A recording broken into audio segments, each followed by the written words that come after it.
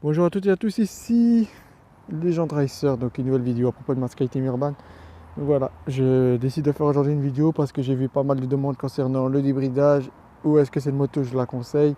Après presque un an que je roule avec cette moto, je vais donner mon avis et de ce que j'ai modifié aussi et des bémols sur cette moto. Donc restez sur cette vidéo si c'est cette moto là que vous voulez acheter. Et comme ça, vous avez directement les avis directs parce que je vois bien qu'il n'y a pas beaucoup de vidéos à propos de cette moto sur YouTube. Donc, je désire prendre le relève. Donc, c'est une SkyTeam Urban M5, vous le savez très bien, sinon vous ne serez pas sur cette vidéo. C'est une Motrac quoi. Donc, ce que j'ai fait dessus, déjà, on va parler de ce que j'ai fait dessus. Donc, j'ai rajouté des protège-mains moto avec éclairage. Vous pouvez voir ici que j'ai mis des éclairages. Attendez, juste couper les grands phares. Voilà. Bon, les autres LED en fait ils ont brûlé donc je devrais les changer. Enfin, c'est juste un nouveau protège-main. Qu'est-ce que j'ai fait encore? Bah, j'ai changé la culasse, j'ai mis une en alu. Voilà. C'est une culasse de 70 cm3 pour ceux qui veulent savoir. J'ai enlevé la boîte à air d'origine. Comme vous avez vu, c'est libre ici, c'est ouvert parce que certains ils ont quoi la boîte à air d'origine, ben, moi je l'ai pas. J'ai un filtre à air cône. Ici on le voit à peine, mais il est en moins bien protégé de la pluie, donc c'est ce qui est positif. Qu'est-ce que j'ai changé? J'ai changé les pneus, puisque c'est en chinois, et j'ai mis des pneus de haut de gamme. Beaucoup de gens ont conseillé de les changer. Bon, moi, je les ai fait par tête, parce que je me suis dit que c'est la bête qualité, donc j'ai mis des Metzeler, arrière-avant. Le carbu, c'est toujours celui d'origine, c'est un 19 d'origine, donc ça me suffit largement. Ma vitesse de pointe avec un CDI débridé, filtre à air, cône et cornet et culasse, 70 et kit 75. Je suis actuellement à 73 km/h, donc 73 km/h. Qu'est-ce qu'il y a d'autre encore? Je vais changer la kit pignon chaîne parce que c'est une chaîne de 428. J'ai ma couronne, j'en ai une de 42. Mon pignon, je l'ai changé déjà, j'ai mis un pignon de 14 que je vais peut-être mettre à 15. Donc voilà. Donc voilà. On a déjà donné mes modifs. Bah, elle tire quand même pas mal à beaucoup de couples. Donc vous savez quoi faire si vous voulez avoir la même vitesse que moi. Bon, vous pouvez avoir encore plus, hein, parce qu'il y a certains qui me disent juste on débride dans le CDI, ils atteignent 80-90. Bah écoute, tant mieux. Tant mieux, parce que ces véhicules en fait des SkyTeam Urban M5, le problème c'est qu'ils sont tous différents. Donc c'est le concessionnaire qui me l'a avoué. Donc maintenant on va parler à propos du point négatif de cette moto. Il y en a quand même pas mal. Donc déjà il y a le compteur. Je suis à 3800 km, le compteur déconne. Avant il m'affichait bien les km/h. Maintenant quand je passe quand je donne une forte accélération, une forte vitesse de pointe, comme tout le temps, ben, le compteur m'affiche 0, il m'affiche 120, 130 et après il retombe sur le km/h officiel au bout de 10 secondes ou 3 secondes. Donc il y a un écart et ça c'est pas très bon. Mais après, quand une fois que tu roules et que tu restes stable sur la même vitesse, il n'y a pas de problème. Elle monte, elle indique les vrais km/h. Enfin, les vrais, il y a 2 km d'écart avec le GPS, donc ça va. Il y a le bourrage de fourche qui a explosé. Même mon booster qui a presque 12 000 km, il n'a pas explosé autant. J'ai changé qu'une fois mes bourrages. Ils ont explosé 2 fois. Donc ça c'est déjà le problème majeur. Le pot d'échappement, je déteste son emplacement parce qu'il monte au lieu de passer vers le bas. C'est vraiment désagréable parce que imaginons que vous roulez et que vous voulez voir votre niveau de l'huile, vous devez obligé attendre que le moteur soit complètement froid pour voir le niveau de l'huile. Maintenant si vous voulez faire une vidange, ben, ça sera un peu difficile de faire la vidange. Surtout quand il y a un moteur chaud. Surtout que c'est conseillé de le faire en moteur chaud. Ce qu'il y a encore, c'est que j'ai rajouté aussi un radiateur de l'huile. Le problème, c'est que regardez par terre ce qui se passe, c'est que j'ai des fuites de l'huile à cause du capuchon de soupape.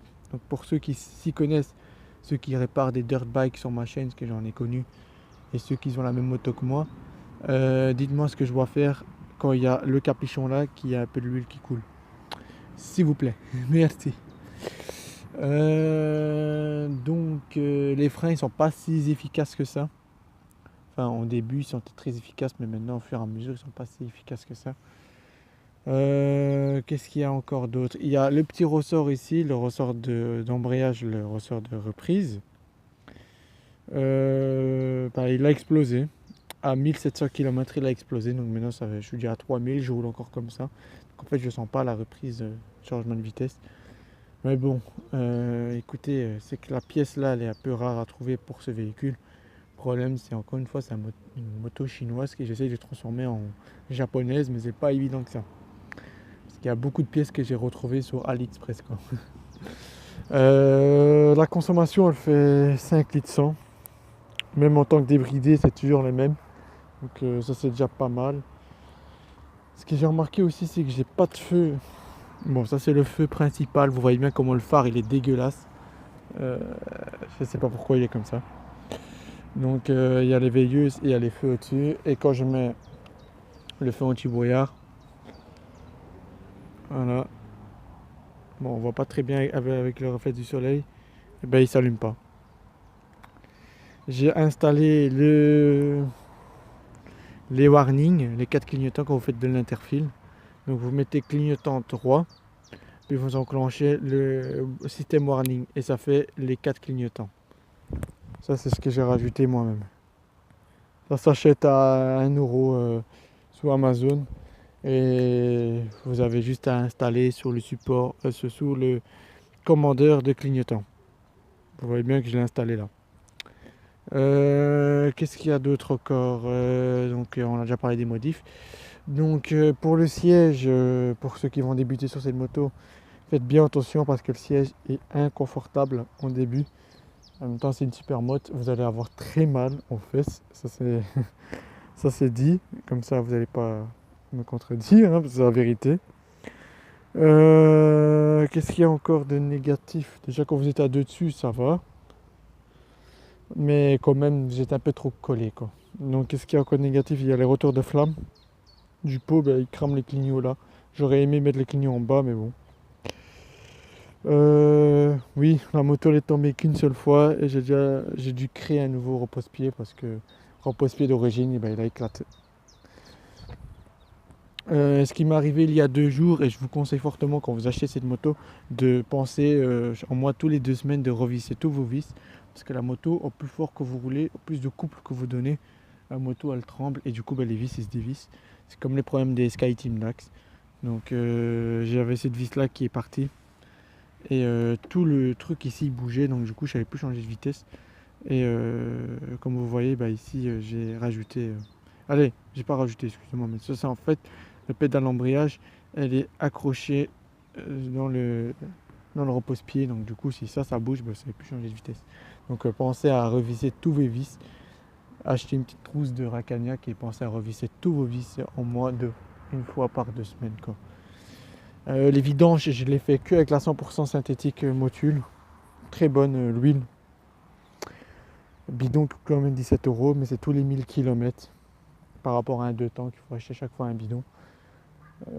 Parce que ça consomme. De même pour mon booster, j'achète toujours un bon bidon 100% synthétique et ça consomme beaucoup d'huile. Qu'est-ce qu'il y a encore? Le kit pignon chaîne que je veux changer, comme je vous ai dit, 30 €. Vous achetez juste un kit pignon chaîne de Honda MSX. C'est pas très cher, donc je vous conseille. Les pièces du Honda MSX rentrent dedans et les pièces d'une dirt bike ça rentre. Donc c'est les mêmes pièces, pas réellement d'écart. Même le compteur que vous voyez ici d'origine, c'est un compteur que j'ai vu sur Google quand j'ai marqué compteur moto. Et c'est des compteurs universels en fait. Allez, c'est de la bas de gamme quoi. Faut pas s'attendre à quelque chose parce que comme je vous ai dit, il y a des écarts de km/h énormes. Quand je dis ça, ça veut dire que vous donnez tellement de couple en démarrage comme je vous ai expliqué en précédent et que ça affiche 140 km/h pour attendre 10 secondes après pour rattraper les vrais km/h. Alors, qu'est-ce qu'il y a encore d'autre? C'est tout, il n'y a pas grand chose. Faites gaffe juste de ne pas la faire tomber, sinon vous avez vu mon pose-pied foutu. Je devais en faire une. Donc je vais vous dire, une fois équipé mon kit pignon chaîne, je vais vous faire une vidéo, tout en roulant. Je vais essayer certes, parce que je vais encore acheter les attaches GoPro. De combien elle va monter, parce qu'actuellement elle monte 73. C'est à cause de ma couronne. Donc je vais mettre un passage long. Et on va tester, hein. Et Donc voilà, je vous ai donné les problèmes, donc les bourrages qui vont venir. Pour ceux qui ne l'ont pas, tant mieux pour vous, écoutez. Moi c'est venu. C'est pas à cause parce qu'elle est tombée, non. Bien avant ça, elle avait déjà les bourrages explosés. Pour la bougie, j'ai mis une Iradium SR7HIX pour ceux qui veulent savoir. Je mettrai ça dans la description. C'est une très bonne bougie qui offre pas mal, qui diminue la consommation déjà, et qui offre une bonne petite étincelle pour démarrer, qui a une longue durée de vie. Et c'est tout, hein, j'ai fait le tour de la moto. Donc la consommation ne change pas. Pour ceux qui veulent débuter en 4 temps, écoutez, très bonne moto. Vous pouvez mettre n'importe quel bloc moteur en dessous, le temps que c'est avec démarreur électrique. Parce que sinon, si ça cric, ça va être un peu dur de criquer. Parce que j'ai déjà essayé de mettre un moteur en dessous avec le cric. Et comme vous voyez, normalement ici, il y a un cric sur ce d'emplacement. Mais si vous mettez le cric, vous allez taper le frein. Donc du coup, ça va pas passer en fait. Et en plus que ça, c'est assez gros et épais, c'est difficile. Par exemple, si vous voulez changer de pot, je vous conseille d'aller chez Honda MSX et acheter un pot chez eux. Les pots, c'est les mêmes dimensions, vous avez juste à le mettre et voilà. C'est tout, j'ai fait tout le tour de la moto. Comme vous voyez, voilà, j'ai de la perte de l'huile. Donc voilà, mon avis est, si vous voulez débuter en moto 4 temps, vous cherchez beaucoup de couple et de puissance, prenez cette moto-là, en tant que débridé bien sûr. Prenez cette moto-ci. Si vous cherchez la simplicité, cette moto-là, c'est la simplicité. Par contre, attendez-vous quand même d'avoir des frais. Il y a certains qui vont venir encore une fois, il y a toujours des gens qui vont contredire en disant « Ah, moi j'ai pas beaucoup de frais, ta. » Moi, perso, qui roule avec, j'ai fait 3500 km. Certes, c'est pas autant en un an, mais il y a des gens qui vont rouler beaucoup. Allez, j'en connais certains. Qu'en 5 mois, ils font 9500 km comme moi avec mon booster avant. Croyez-moi que, franchement, c'est une bonne moto, mais vous devez quand même avoir de l'argent de côté pour réparer les soucis qui vont venir, quoi. Parce qu'il y en a pas mal des soucis, hein. Donc, comme moi actuellement, j'ai une fuite de l'huile, donc je vais essayer de régler ça. Et voilà, donc franchement, quand même pour parcourir les longues distances, c'est bien, ça passe partout. C'est une super moto, donc tout ce qu'elle fait, une vraie super moto, elle le fait aussi. Par contre, pour votre sécurité, changez les pneus. Mettez des vrais pneus, des bons pneus de haute qualité. Et pour faire les longs trajets, n'essayez pas durant la première semaine que vous l'avez, ni la deuxième semaine. Parce que vous devez déjà vous adapter, parce que, mon Dieu, le siège. Donc voilà, on a fait le tour complet. Donc si vous désirez que je fasse une vidéo tout en roulant avec cette moto, dites-le moi dans les commentaires. Avec plaisir, je ferai des vidéos. Je mettrai ma GoPro et ça sera parti pour faire des vidéos en roulant comme avant. Si vous voulez voir le montage du kit pignon chaîne, parce que je vois que vous aimez bien quand je fais des petits tutos, il n'y a pas de souci, je ferai une vidéo si vous désirez, mais vous devez marquer dans les commentaires.